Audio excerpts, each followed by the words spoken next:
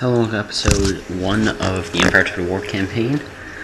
I decided to end the Shogun II Total War campaign. Yeah, I did it, in case you didn't know. Because it wasn't really the high quality, and it wasn't really going well, and it still. So, for all those reasons, I decided not to. Because I'm not in that time, not feeling like playing games from that time period. Nearly as much as I am feeling like playing games from this time period. So, I'm gonna be playing as Prussia. Alright, it's just gonna be a short campaign, so I can get it done, because chances are I'll be wanting to do something else before this right as this campaign is over. If I want to do more, I can always continue playing, but I just want to finish a game for once. That's why, it's one of the many reasons why I play Total War games, because I can finish them. It's nice. Because, unlike Dwarf Fortress, where, can't do that, it doesn't end, ever. So it's really hard to finish it, when it never ends. And this game actually loads a lot faster than my Shogun II Total War does. Usually I do cut out these loading screens, but I didn't this time because, well, one, I forgot, and two, it's not like it really takes that long to load anyway. Shogun 2 takes like minutes. I can actually leave. I can probably go make some coffee or something. I mean, I don't drink coffee, but if I did, probably go drink some coffee in the time that would take. Increase the size of your army and look to expand your territory to encompass the region of Silesia to the south. Yeah, what I'm going to end up doing is I'm going to declare war on Saxony and Poland of Lithuania. Probably Poland Lithuania first, because if you look at East Prussia, or West Prussia, I should say, there's almost nobody there. They're completely empty. I'm going to be trading. I'm going to be doing a lot of what she says. But, I will be trading with, US, or, sorry, not the US, I don't know why I said that. I was going to say the UK, but, Britain and, Denmark, because they're really close. And, Hanover, I believe I'm already trading with. And I just noticed I already started with, a technology, albeit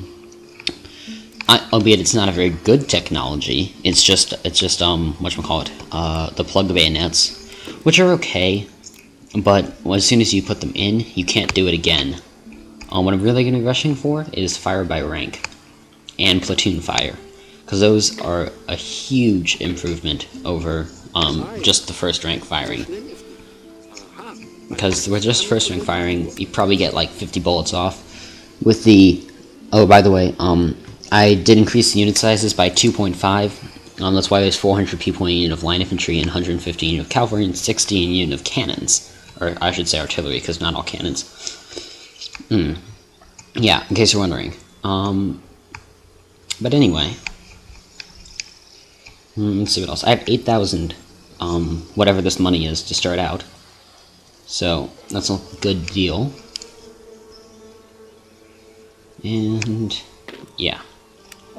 That's going to be the first city I take. But first, I want to train up an army here, because I need one to take that city.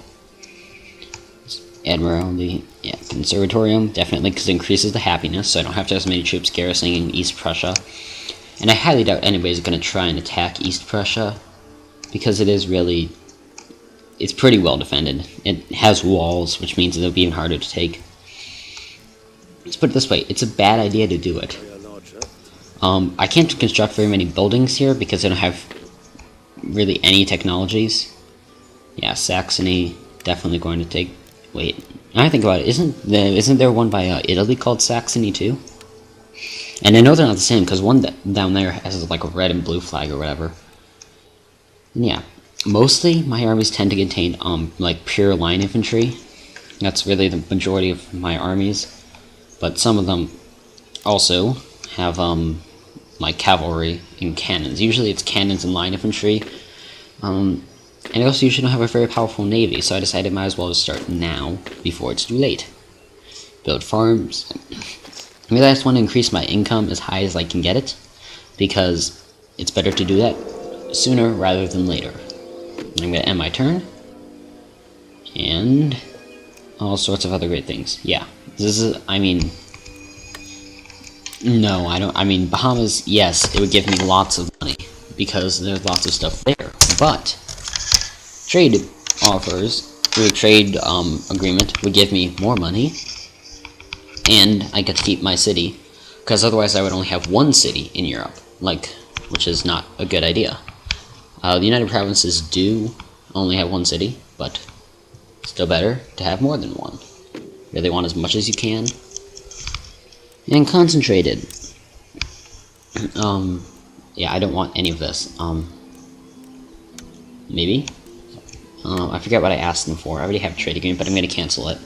Oh yeah, that's all I do, because it just closes it after that. Yeah, I don't want to trade with them, because I'm not sure if it does in this game, but in Shogun II, if you attack somebody who you're trading or whatever, people get mad at you because they think you're dishonest. I mean, they think you're dishonorable. They just think you're dishonest, because they don't care about honorable. Wait, that one country I was thinking. Next time I end it, I'll have to look at that and see about whether or not there is a Saxony, a different Saxony. Well, maybe I'm just reading that one wrong. I don't know. It could be. That's probably more likely than there being two Saxonies. Yeah, Barbary states have tons of boats, so the pirates.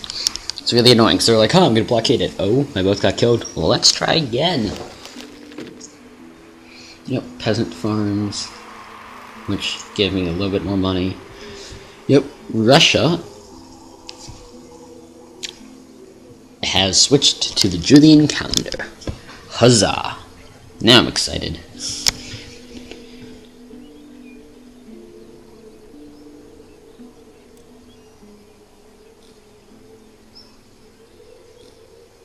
Yeah, it's pretty bad when the allies arrive on different dates and like, oh, I'm here on time.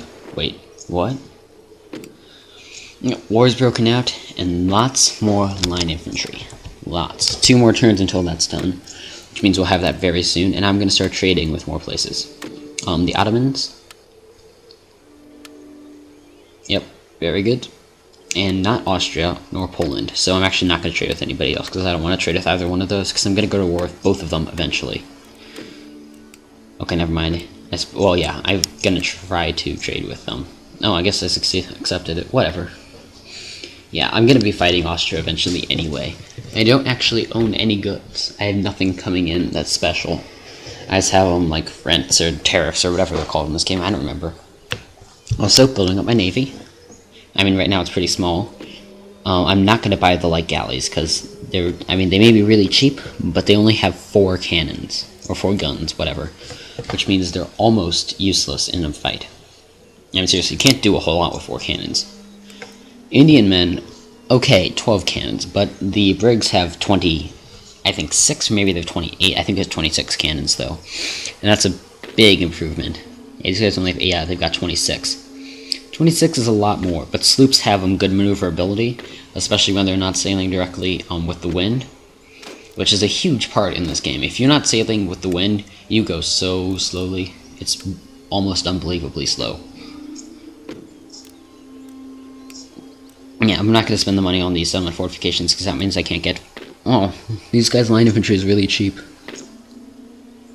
Yeah, but I want more cannons in general, because if I have cannons, I don't have to go to them. They have to come to me. I can just bombard them with cannons until it's too late. So, I'm going to get more cannons. I'm getting buying demi-cannons over Sakers, or whatever the heck they're called. I really don't care. Over those, because the demi-cannons have 5 more accuracy. So, it's a pretty, it's not that big, but it is a pretty big advantage over the Sakers, and they would obviously win in an extended archery duel. I don't really need too many rakes, because I don't do a whole lot of gardening. Ha! I'm funny. Anyway. But yeah, I don't really use them for a whole lot. I'm not really into whole spies and subterfuge. I just batter them down with my line, usually. That's my tactics. Just form a gigantic line and just walk them down. I shoot a few times too, but... Yeah, they're actually still happy. But I'm gonna send back the pikemen. I don't remember what I do. I think I send back the pikemen, though.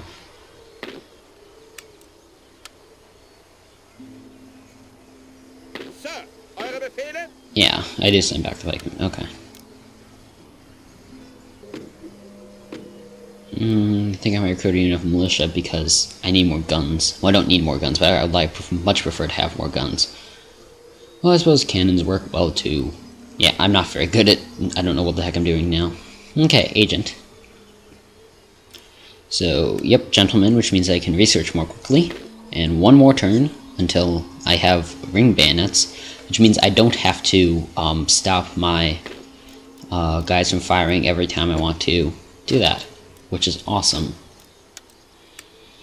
And there's a battle coming up soon. I'm gonna last all the way into the next part. Let's see, Austria, Lithuania, Captain Kidd, don't care about him. I mean, they're interesting to read if you haven't read them before, but I have. So I don't really bother again doing it. If you really want to know, I'll stop doing that, but I don't think you particularly care. If you do, you can tell me. Avante! So yep, declare war. They have lots of allies, and all of them declare war on me, which means now they're more with Russia. There's a lot more fighting that needs to be done. But overall, their army isn't particularly strong. They have 4 units of matchlock or firelock armed citizenry, and then that 1 unit of pikemen. And here on the battlefield, in which we can begin to fight. Pretty much my tactics are going to be pretty simple.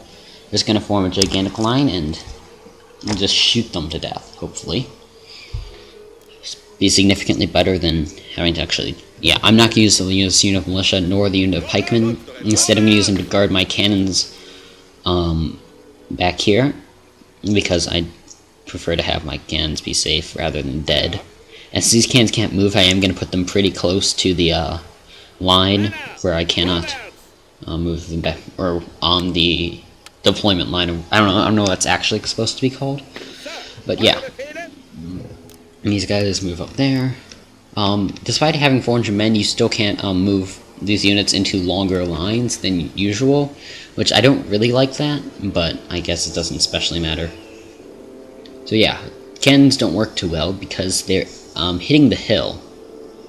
So, slight problem. I did hit 4 of them, though. The problem is, these cannons really aren't ever that accurate unless you have a perfectly flat map or they have a humongous hill advantage. And since there's neither one, they're never really going to be that effective. Yeah, there's 4 guns to a unit, and I have 2 units, which means I have 8 guns, which is 8 cannonballs. Which is good, but not amazing. And yeah, I'm just playing with the minimap. I usually don't use it, but I guess it could be pretty useful if I'm not especially paying attention. Although usually I'm pretty good just looking at it with my eyes.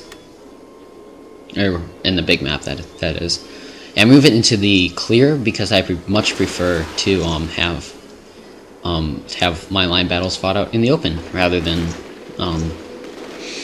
because I like to see the enemy rather than just hope I know where they are based on the flags, because it's also easier to tell what they're doing when I see that.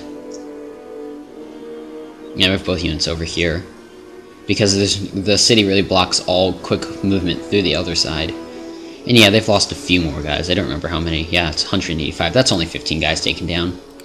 So far, these cannons, not really worth how much I paid for them. I need to get running, because I don't want my line to be hit out of formation. Usually if that happens, even if it's a unit like the Firelock Armed Citizenry, you'll still lose a bunch of guys. Because guns really doesn't matter how good they are using them, as long as they can point them in the right direction.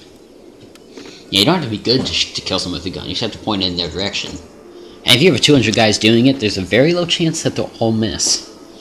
So they're gonna kill some of my people, and any is too many. I didn't intend for that to rhyme, even though it did. And lost 3 more guys. Yeah, I did not intend for it to rhyme, and yeah. I would be pretty intimidated if I was the enemy line. I mean, seriously, they have these like splintered up chunks, and this is like ruler straight line. Like if you actually zoom in and look at the line infantry, they're really, really straight. It's almost unbelievable how like perfect this line is. So anyway, I don't know what the heck that unit is gonna do. I mean, they're just getting shot up by my cannons now. I've lost 20 people already, and the enemy hasn't even done anything yet, and they're almost in firing range. I think the musket should have had longer range. I mean, 70 yards, I think that's what it's supposed to be, or 70 meters or whatever. It's not really long range, especially since in Shogun II, the bows have 150 range. So these guns should have at least as much range as they do in Shogun II, which is I mean, and the guns have significantly more range in Shogun II than they do here, even though these guns are a lot newer, or more modern, than, well, relatively speaking, than the others. And they lost 35 troops in that volley, but I lost, I think 8? No, I lost way more than 8, I lost 14. Yeah.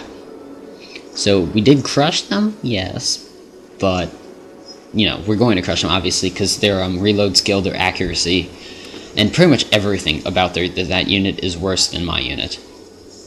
And you're about to get a bad volley from this, or, well, good volley from me, but nasty for the enemy. So, but that's a really good cliffhanger. Thanks for watching, and goodbye.